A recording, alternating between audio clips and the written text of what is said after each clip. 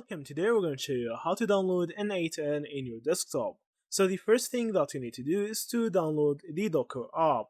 So just search for the Docker app, as you from here, and click on download.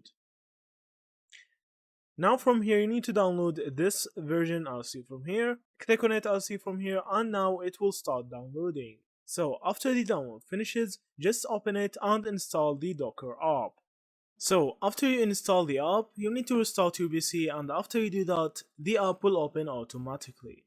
Now you need to just sign in and make your workspace. So you need to sign in with anything you want, Google or anything. After that, you need to click on search button and search for N8N. So as you from here, you will find the N8N app. You need to just click on pull. After that, it will download a file with 1.5 gigabytes. After it's done, you will find it right here and you can just hit on run. After you run it, now you can just sign in, add your email address, get your license, and start N8N on your desktop. So that's it. Thank you for watching and see you in the next videos.